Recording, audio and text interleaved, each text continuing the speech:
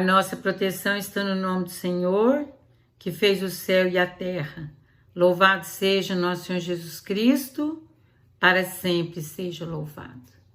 Terminei falando para vocês sobre a importância de buscarmos na Eucaristia o alimento para a caminhada, né? É a força que nos sustenta. É dali que a gente renova a cada dia o nosso vigor espiritual, já que somos corpo, alma e espírito. Não basta ter um corpo sarado, né? Um corpo que pratica esporte, que hidrata-se bem. Precisamos de uma mente sã. E para nossa cabeça funcionar bem, a nossa alma tem que estar conectada com aquele que nos criou. Então precisamos buscar a Eucaristia como alimento. E esse alimento ele se torna saudável quando a nossa alma está em paz, né? Se eu comungo em estado de pecado, eu comungo a minha própria condenação. Então eu sugiro que todos vocês, né, que são adultos, que estarão ouvindo o ensinamento, né, dessa formação, a vida eucarística. Tem acesso à Eucaristia quem tem vida sexual só dentro do sacramento do matrimônio. Quem tem vida sexual fora do sacramento do matrimônio precisa buscar um sacerdote, tá certo? Isso está nos documentos da nossa igreja. Tem acesso à Eucaristia só nessa situação. Ou é vida de castidade, ou se eu tenho vida sexual dentro do sacramento do matrimônio. Bom, então vamos lá. A penitência é um sacramento instituído por Jesus, né?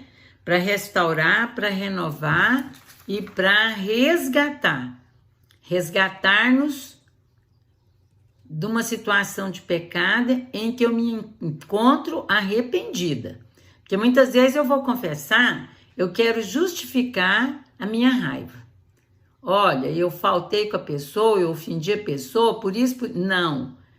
A confissão é dizer, Padre, eu estou arrependida. Eu não quero isso na minha vida. E a partir da confissão, o Padre, em nome de Jesus, me perdoa, né? É muito interessante a gente pensar no filho pródigo, né? Ele veio porque ele sabia que haveria um acolhimento, mesmo sujo, mesmo envergonhado, ele ali recebeu o arrependimento. Mas é interessante a gente ver, é uma coisa interessante a gente entender o seguinte: o filho pródigo, ele arrependeu e foi perdoado. Mas Jesus, quando vai falar da penitência, do sacramento da penitência, ele vai deixar claro através daquela mulher pecadora: vai e não volte a pecar. Então nós precisamos sair do confessionário com uma convicção. Pode ser que eu não dê conta, mas eu tenho que sair com uma convicção. Eu vou tentar, eu vou lutar até o último dia da minha vida. E nessa luta a gente não se afasta da igreja. Eu vou afastar porque eu sou um pecador, não dou conta. Não. Mesmo pecador, Senhor, tem misericórdia de mim, né? É a situação do publicano e do pecador. Quem foi justificado? Foi aquele que bateu no peito. Senhor, tem pena de mim. Eu sou pecadora. Me ajuda, me acompanha, né? Então, no Evangelho de João, capítulo 20, 23, Jesus institui o sacramento da penitência através dos seus discípulos e hoje dos representantes da igreja, sacerdote, né? Aquele a quem perdoardes os pecados serão perdoados. Aqueles que vocês não perdoar serão retidos, né? Então, o ministro desse sacramento é apenas os sacerdotes, né? Não pode ser diácono, não pode ser ninguém delegado pela igreja, só pode ser o sacerdote. Então, é claro que o bispo também é sacerdote, que é um título a mais de um sacerdote, né? E no Evangelho, na carta de São Paulo aos Gálatas, capítulo 6, versículo 4, São Paulo vai dizer assim, que cada um examine a sua consciência e o seu procedimento, para que a confissão seja válida. Ela precisa ser sincera e clara, sem rodeios, né? E sair dali com desejo de mudança e de arrependimento. O sacerdote, ao dar o perdão, ele nos dá em nome de Cristo, né? Então, é bom a gente saber disso. Outro sacramento de cura é o sacramento da unção dos enfermos, porque o sacerdote é o próprio Cristo ali, né? Visitando o enfermo. No Evangelho de Mateus, Jesus diz assim, por onde vocês forem, anunciem que o reino de Deus está próximo, e aí então vocês curem os doentes. Então primeiro evangeliza, depois faça uma oração de cura. Cura os doentes, aí vocês poderão ressuscitar mortos. E é lindo pensar que a ressurreição aqui, Jesus não fala só da física. Muitas vezes, uma boa condução de reflexão evangélica, dada por um sacerdote apaixonado por Cristo, ele ressuscita a pessoa da morte, do pecado ali naquela hora, da raiva, do ódio, né? Da vingança. Então, por onde andares, anuncia que o reino de Deus está próximo. Cure os doentes, ressuscite os mortos, purifiquem os leprosos, expulsem os demônios. De graça vocês receberam, de graça também dai. Então tá lá no Mateus capítulo 10, versículo de 7 a 8. Aqui está a instituição da unção dos enfermos. Depois Jesus fala também em Marcos 16, de 15 a 18. Ide por todo mundo e pregai o evangelho a toda criatura. Aquele que crê e for batizado será salvo. O que não crê já está condenado. Essa fala do Cristo, ela autoriza o sacramento da unção, mas ela também nos ajuda a entender. Se eu creio, eu estou salvo. Vamos andando, vamos caminhando na fé. Agora, se eu não creio, eu já estou condenada. Condenada a viver na ignorância. Condenada a viver na solidão, no pecado. Condenada a viver pelas vozes do mundo e não as vozes de Deus, né? Então, fiquemos atentos à unção dos enfermos. Esses milagres acompanharão os que crerem. Imporão mão aos enfermos e estes serão curados. Então, é importante entender também que o ministro do sacramento da unção dos enfermos é o sacerdote. Por quê? Porque perdoa o pecado, essa unção, né? Na carta de São Tiago, São Paulo vai dizer assim, Tiago capítulo 5, de 14 a 15. Se alguém entre vós está triste, reze. Se está alegre, cante. Se está enfermo, chame um sacerdote da igreja e este faça orações e o unja com óleo em nome do Senhor. A oração de fé salvará o enfermo e o Senhor o restabelecerá. Se cometeu pecado, ser-lhe-ão perdoados. Então a unção é feita pelo sacerdote, na fronte e nas mãos, enquanto o sacerdote faz uma oração própria nesse momento. E é interessante saber que a gente pode receber a unção dos enfermos em várias situações. Eu, por exemplo, já recebi inúmeras vezes, diante de cirurgia, diante de exames mais agressivos que eu já passei, né? Diagnósticos duvidosos, eu bato para a unção dos enfermos. E sinto aliviada por 2 vezes, assim, casos seríssimos ligados a câncer, indicativo de câncer, um na boca e um no intestino. Primeiro, sabendo do possível resultado, eu busquei a unção dos enfermos. Então eu te incentivo, não é brincadeira, é coisa séria, é quando a proximidade da possibilidade da morte está para acontecer e você não tem ninguém a não ser o próprio Cristo nessa hora, né?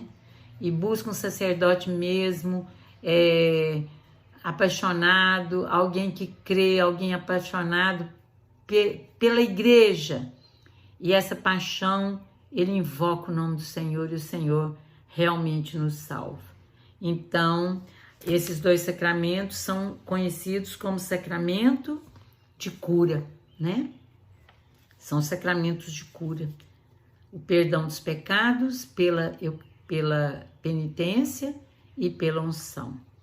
Então, quando a gente chega na idade adulta, como eu tinha terminado o primeiro vídeo, nós somos provocados, né? Não só na questão hormonal, mas na questão intelectual. O que eu vou fazer da minha vida, né? O que eu vou fazer? Eu não sou uma folha ao vento. Ou eu quero instituir uma família através de desejos que vão acontecendo naturalmente, né? Na minha vida, me apaixono por alguém, começo a encantar com alguém, né? Ou alguém começa a encantar comigo e me conquista. A gente já percebe que a vocação ali está sinalizando o sacramento do matrimônio, né? Ou então, se nada me preenche, eu às vezes tento viver um namoro santo, né? Tento questionando, fazendo um caminho vocacional, e aí eu percebo que não é o sacramento do matrimônio, é o sacramento da ordem. Ou também posso pensar numa vida religiosa, né? Numa vida que eu não chego a receber o sacramento da ordem, mas eu me dedico a uma vida oblativa, uma vida de serviço, uma vida de castidade, porque lá também tem os votos, né?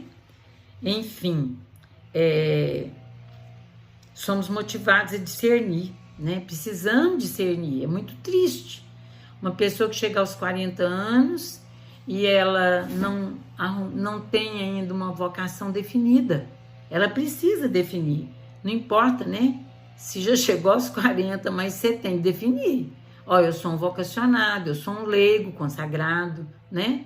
Não quero casar, não quero ir para uma ordem, mas eu me consagro a Ti, Senhor, né? E em tudo, meus irmãos, tenham certeza, a vida de castidade aqui prevalece. Porque a castidade te leva à santidade, ao sacrifício, né? Então, fiquemos atentos. É serviço para a igreja. Um vocacionado é serviço para a igreja. Um consagrado é serviço para a igreja. Matrimônio é serviço para a igreja. Porque ali nós prometemos a partir do altar, né? A educar nossos filhos na fé, a viver a fidelidade. Ali no altar, nós já nos comprometemos em morrer um pouquinho a cada dia para dar vida para o outro. Eu lembro do casamento da nossa primeira filha, Daniela, que o Padre Osley deu a comunhão na mão da Daniela e na mão do Hernani. E falou para eles, né, oferecerem o corpo de Cristo um para o outro. E que naquele dia eles estavam dando o Cristo um para o outro, mas que em muitos dias eles seriam o próprio Cristo a morrer um pelo outro. Eu não esqueço disso. A Daniela está indo para 23 anos de casados. Eu fiquei encantada com essa fala do Padre Osley. E aí eu te convido hoje também a rezar muito pelos bons sacerdotes, pelos fracos a nossa oração, pelos fortes a nossa gratidão e a nossa oração. Pelos fracos nós sejamos mãe deles, pelos fortes nós sejamos referência, torre de vigília para eles. Então, o matrimônio é a aliança entre um homem e uma mulher que se compromete a viver juntos numa ligação de amor conjugal. Em Gênesis, eu acho isso lindo. Em Gênesis, capítulo 2, 24, Deus diz: o homem deixará sua mãe e seu pai para unir-se à sua mulher, e já não serão mais do que uma só carne. Essa uma só carne eu vejo principalmente na vida dos filhos, né? Que pedaço ali é meu e que pedaço ali é do meu esposo, né? É uma só carne ali do casamento, né? E quando não tem filho, como diz o professor Felipe, se o casamento não gerou filho, tem que gerar amor. Então ninguém tá liberado de amar até doer. São Paulo Apóstolo vai dizer que esse mistério, ele é tão intenso que precisa de uma vida inteira para a gente entendê-lo. Por isso que não separe o homem o que Deus uniu. É Jesus que vai falar isso. Por isso que o divórcio na igreja, a gente ama o divorciado, porque muitas vezes eu já vi muita gente chorar no meu ombro, por conta de que quando não quer não tem jeito, né?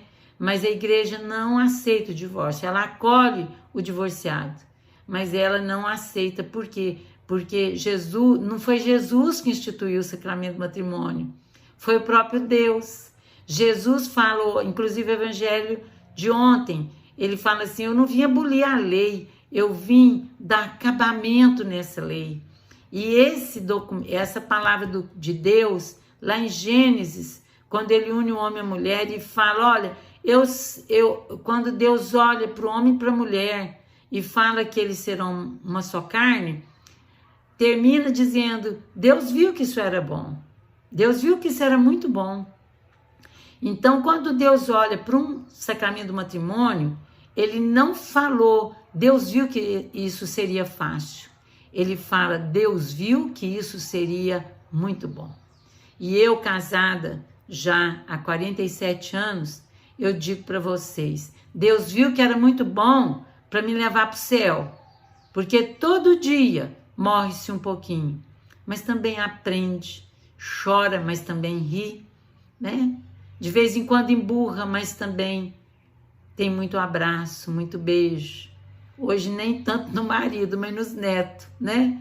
É a atualização de um amor pleno que não pode morrer conosco. Então, sacramento do matrimônio é um assunto intenso, né? Esse sacramento, para ele resistir, meus irmãos, precisa mais do que sexo. Precisa mais do que sexo. Precisa de fidelidade, Deuteronômio 5,18. E precisa de respeito, Efésios 5,25. São fatores essenciais. Eu, com esse tempo de casada, eu digo para vocês de carteirinha. Conheci pessoas que confessavam uma vida sexual intensa, agradabilíssima. E de repente, um traiu o outro. E o casamento acabou.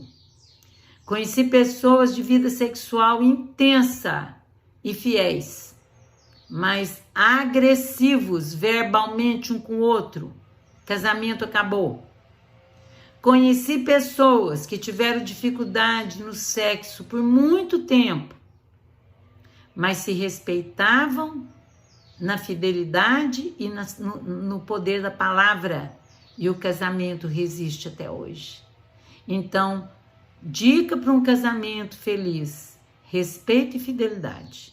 O sexo é consequência. O sexo é consequência. É bom, é necessário, mas o nosso olhar não pode ficar nele. Nosso olhar tem que estar pautado na palavra de Deus, no amor de Deus, na fidelidade e no respeito. Segura a boca, não magoa. Uma palavra maldita, ela te compromete pro resto da sua vida. Perdão a gente pede, mas a mágoa fica, né?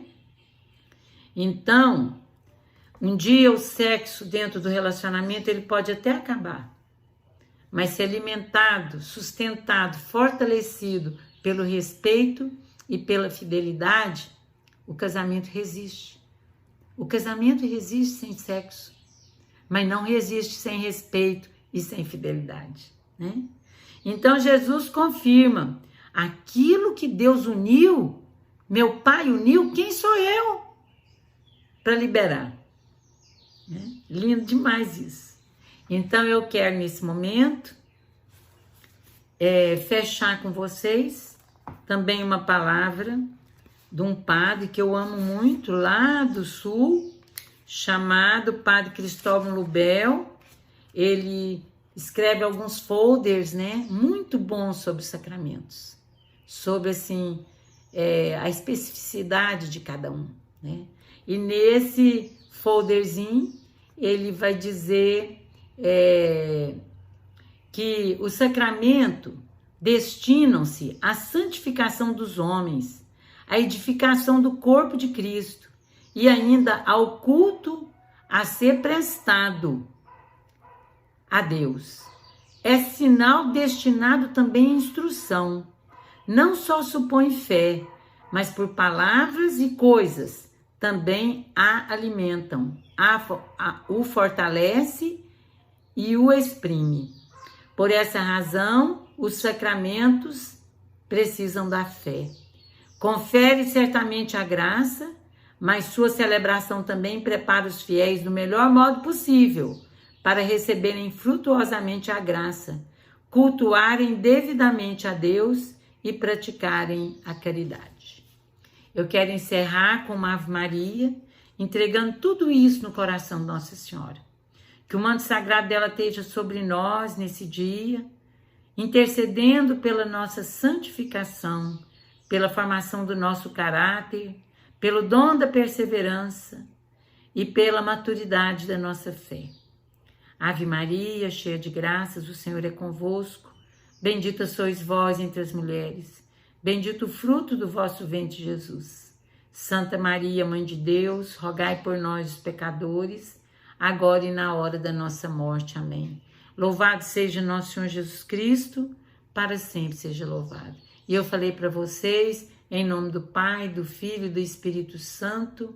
Amém. Que a graça do nosso Senhor Jesus Cristo, o amor do Pai e a comunhão do Espírito Santo permaneçam com cada um de vocês. Amém.